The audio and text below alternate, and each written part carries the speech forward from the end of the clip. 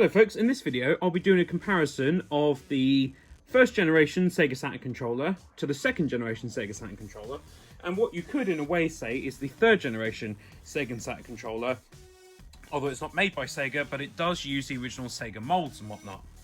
So we'll start by having a look at the original Sega Saturn controller that came out in Japan and in Europe. I do not believe this version came out in the USA. I think they got the smaller one straight away, but I might be wrong on that, so please let me know in the comments if I am indeed wrong. So let's have a look at the first generation Sega Saturn controller. So this is the first generation Sega Saturn controller. So what you'll notice straight away is it's quite an angular design. The bottoms of the pad here quite sharp, the edges of the D-pad there quite sharp as well, quite an angular design on them, and the buttons not too dissimilar to what came later on. And you've the shoulder pad buttons, however, you might be able to hear this on the camera, I don't know, don't have a lot of play in them, although this is of course 24-year-old controller, so they still work, but there's not a lot of actual sort of feel to them. The D-pad is okay, it's just the edges. I mean, I actually like this because your fingers sit nicely into them. However, if you're playing a fighting game, it might not be as good, but I actually like the design, and I think it looked very futuristic when it first came out. So I'm actually quite a big fan of this this controller, although I will say that ergonomically it is not as good as the second generation controller.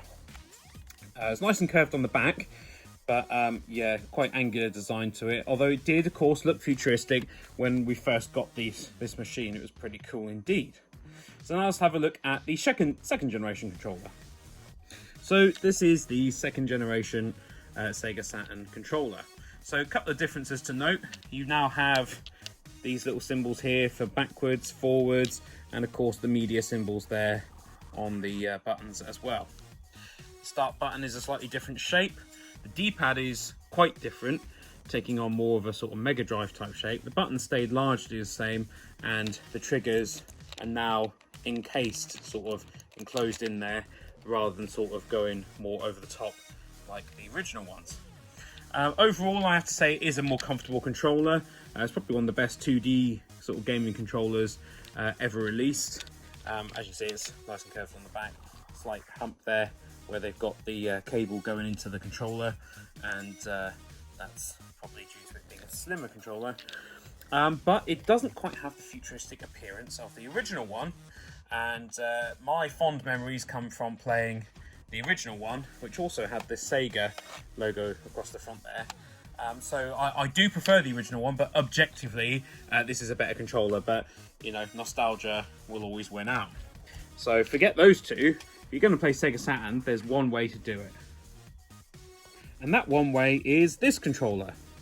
This comes from a company, if you can see it there, called RETROBIT.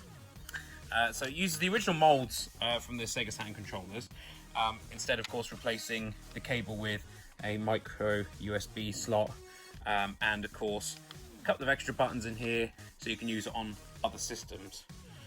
Like I said, it does work on other systems, of course it doesn't have any analog sticks, so it would be best suited really to playing Sega Saturn games. It's an excellent design, build quality on it is top notch. It comes in its own little box for you to store it in. I have done a review on this controller if you want a more in-depth look at it, but if you're going to play Sega Saturn games today, this is probably the best way to do it, in all honesty. Unless you want to go truly authentic, and then you get one of these bad boys or one of these. I like to have one of each because some people prefer one to the other, but I do like to sometimes just pop that one in and play something like Daytona USA or Virtua Fighter, as though it was back in the 90s when I first played on this thing, having come from a Sega Mega Drive and a Game Gear and a Game Boy, and it was just like, some people said, oh, it's a pretty bad comparison to the Daytona USA ports in the arcade, but I just thought it was amazing, in all honesty, at the time anyway. Of course, PlayStation went out and we ended up having a PlayStation and an N64, so there you go. So which one wins? Nostalgia means this one wins, but this one comes on with a haymaker because it is objectively The best way if you're going to play Sega Saturn games today. So there we go. So I hope you enjoyed this kind of silly fun video, really, comparing the various Sega Saturn controllers that came out for the system, and then what I would consider to be the best way to play the system. And if you did enjoy this video, please remember to hit that like button, leave me a comment, subscribe, share this video, and check out my Patreon if you wish. I hope you enjoyed it, and I'd like to say thank you very much for watching, and have a brilliant day.